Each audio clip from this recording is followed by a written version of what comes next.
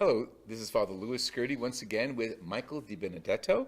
Michael, welcome back. Thank you, Father. We have a series going on with Mike, and the first part of our introduction talked about Mike's personal life and faith, his family, and getting into law school. So we're going to pick up with law school. You graduated. You didn't graduate college. Yeah. You got into law school. I got into law school, as my senior year, and so my senior year was my first year of law school for things like that. So I really, I really was on an accelerated curve for sure. But there was a couple good things I did in college leading up to that, and something I carried through to law school. In college, I was president of Students for Life. And then I was active in that, up until getting into law school.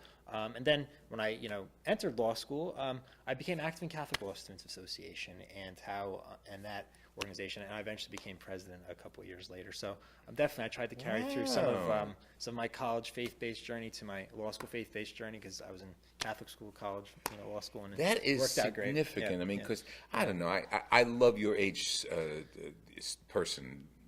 I worked in the college campus for 30 years.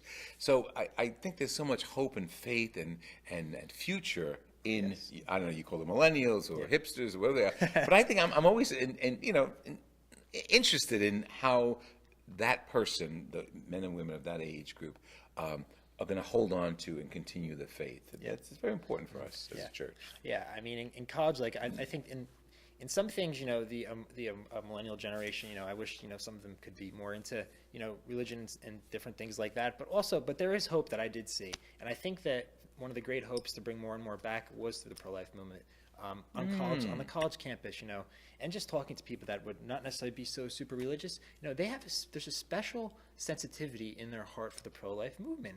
And it seems to be that seems to be one of the avenues where we could do a good job of church, of young adult ministries to bring people back. It's through the pro-life movement, and we were so vibrant. Our club in college, and obviously when we went to law school, we discussed more the legal aspects of things, and we had great attendance at our events.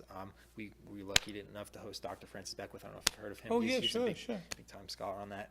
He was one of our speakers in law school. But so the point is, I've seen like a big vibrancy and it's the pro-life, life from conception to old age.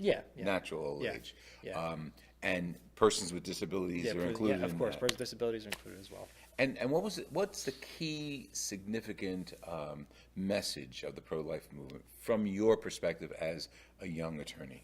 I think every life is worth living, and I think in terms of an attorney perspective, I think legally, it supports the theological outcome.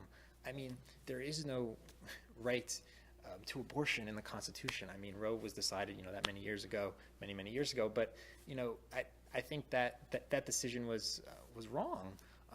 And so I think, with such a very weak foundation in the law for such decision that has cost millions of lives in many years and for many communities, I think there's a chance that maybe our generation is one that could change the outcome of that. Perhaps work towards overturning it and such. So from a legal perspective, that's pretty much where abortion is right now. But I think there's a chance we could hopefully end that one day. In terms of more of the other issues like euthanasia, I think that's another topic that hasn't got as much traction in the United States. I think we have pretty good solid laws on the books against that. But if anybody wants to take more insight about the legal perspective of that, they could read Justice Neil Gorsuch's book, The Future of Assisted Suicide. Just give his name and that title again. Slower. Justice Neil Gorsuch. I actually had a chance to meet him in November. He's a Supreme Court justice. He's the newest member of the United States Supreme Court. And he wrote a great book. It's called The Future of Assisted Suicide.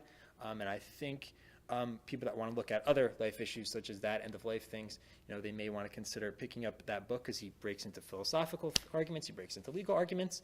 I think it would be very, very beneficial to people to read that book. Now, how in your practice or in your offices in New York, how free are you to voice your opinion about life? Well, I mean, in my firm, we don't necessarily cover constitutional law issues. We cover more tort or insurance defense type issues. So we don't really have much of a need to really cover those different types of cases. But I will tell you this: on the side, I do enjoy writing on constitutional law and legal blogging on it.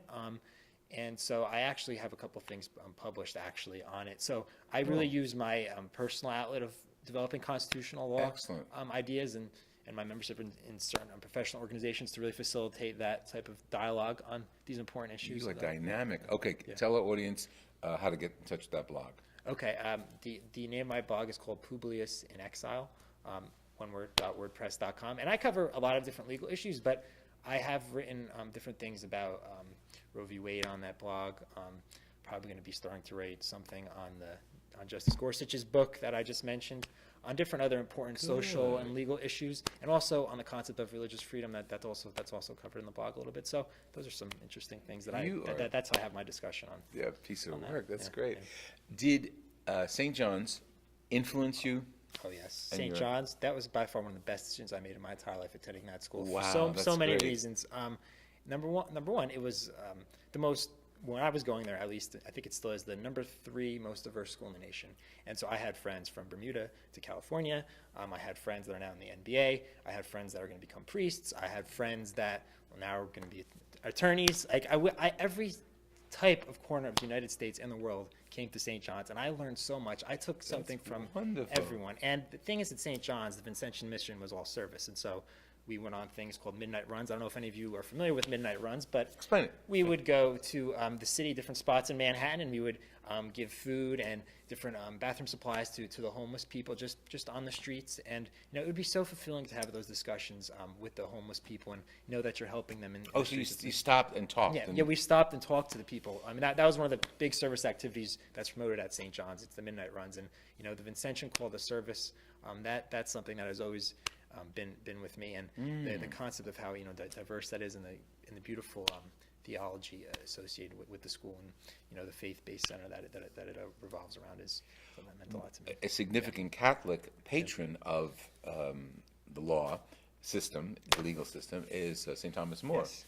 Tell me, so what's your Thomas relationship More, to him? We have a very, very good relationship, to say the least. Show the audience how good a relationship you have. For my college graduation, my parents gave me this gold medallion to St. Thomas More, and he's one of my patron saints for sure in the legal field. But I would say my devotion to him probably started when I was like a little child, actually. My grandparents, they go to a church in Fairfield called St. Thomas More, Right. And they would take me there on Saturday mornings, and I would see these cool statues of Thomas More. I'm like, Grandma and Grandpa, who is Thomas More? What is he about? And they would tell me, him and how he went to bat against Henry VIII. And Okay, you stop right there, because I'm going to leave you as a cliffhanger. Yeah. That's good. Yeah. He went to battle against Henry VIII. Yeah. We'll talk about that Yeah. later. We have a wealth of knowledge here, an encyclopedia of legal and Christian theology. So continue next trip. This has been Father Louis Scurti with Michael DeBenedetto, and we're talking about God, faith, the legal system, and of course his personal journey. Thank you, Michael. Thank you. Appreciate the continuity. We'll be back. Okay. We'll see you next trip. Let me hear from you, FrLouScurti@hotmail.com.